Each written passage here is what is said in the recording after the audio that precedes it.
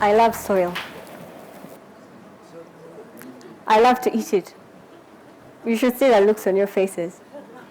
Growing up, I had a really bad appetite. My mom lived in constant fear of people accusing her of maltreating me. So I think I was one of those babies who used to be covered up all the time. But in fact, she used to tell all her friends, I don't like to eat. But I do. And I used to love eating. I used to love eating soil. I'd wake up in the morning and go down to the compound for breakfast.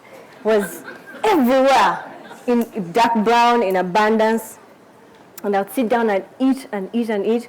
And almost all my childhood, I had worms. I didn't know where they were coming from or what their deal was. All my friends had worms, but that was not something that I cared about a lot. So now, when I walk on the streets of Kampala and see the ladies selling the clay soil, my heart skips a beat and my pupils dilate in excitement, but I hold myself back because I'm with people who look at me the way you're looking at me now. So I hold myself back and I pass by. But luckily, last year I moved to Mbale, away from all the social trolls, as I would baptize them. And there, I could buy my soil and I could eat it.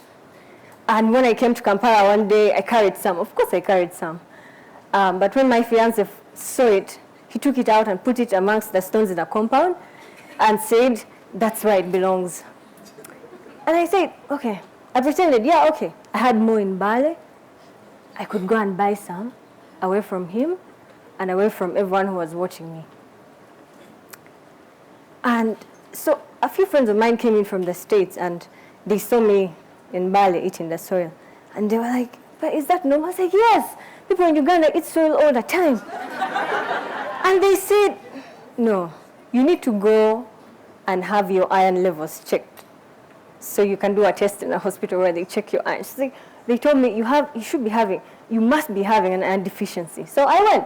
I went if only to prove to them that it was normal. So I went for the test. My iron levels were fine. But then I stopped talking about it.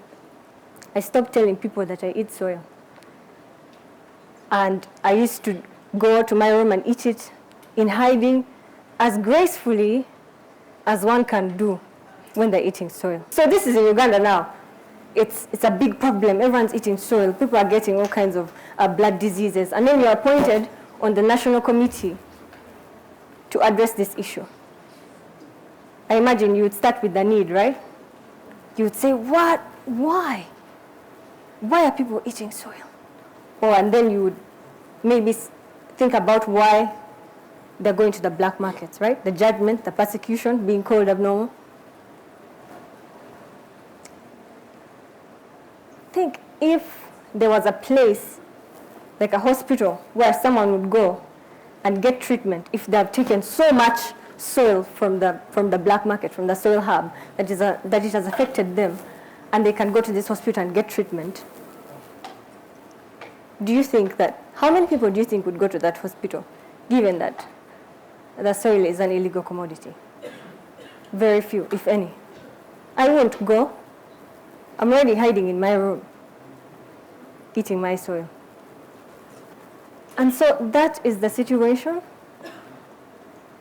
that is happening in Uganda right now amongst women and girls that are getting unwanted pregnancies or unplanned pregnancies. And unlike eating soil, which has the consequences of getting worms and being laughed at and being called abnormal, the consequences of these girls and women going to the equivalent of a soil hub is either the baby dies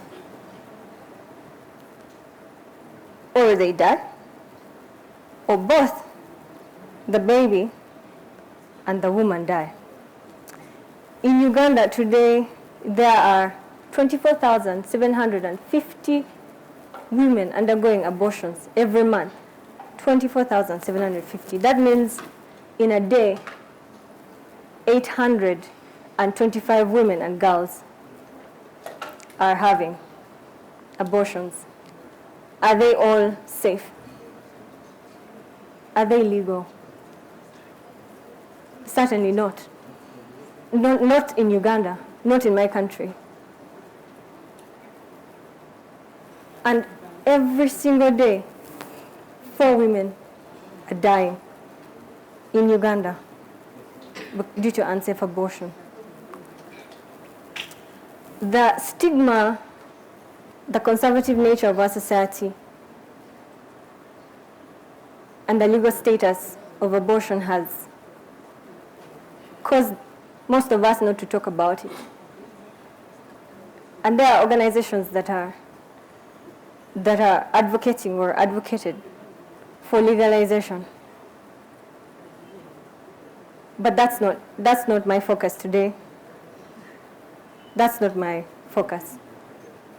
And I'll tell you why. India legalized abortion, and every 2 hours in India, every 2 hours, a woman dies. Every 2 hours, a woman dies in India because of unsafe abortion. Isn't it time for us to get away from the dingy hiding places?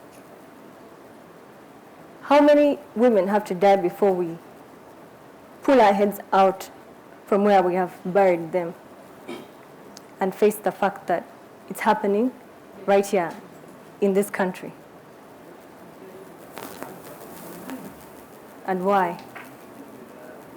What can we do now to remove the perceived need that has not been done? Some time ago, in HIV programming, researchers realized that there was a high number of cases amongst sex workers. So what they did was to create a program where they went to the sex workers and provided counseling and provided ARVs and provided condoms. And it worked like magic. The number of new cases amongst sex workers dropped. But see, at that point, and that was in Uganda, the government did not at any one point legalize prostitution or sex work. In fact, the laws were as strict as they are now. But they realized that what they were doing was not working, and they had to change tactics, they had to change the strategy.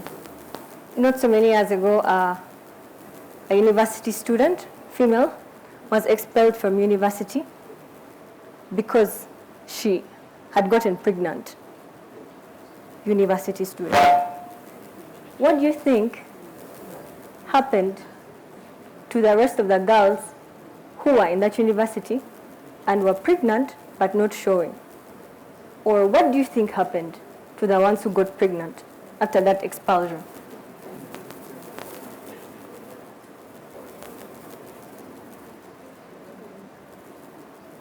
There was a bit of talk, and then everything quieted down. No policies for girls staying in school when they get pregnant. As family units, we're not doing our job. We're not talking about it.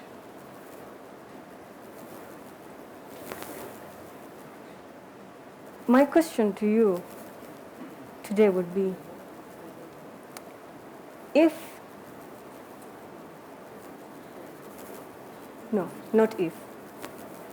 do you think that your opinion matters? That my opinion matters to this girl who goes to the soil hub? Do you think that the law matters to her in her point of need or perceived need?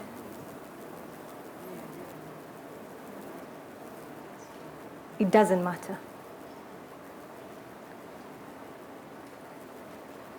If a woman or a girl decided to make the decision to terminate a pregnancy or to have an abortion, would you not prefer that she lives?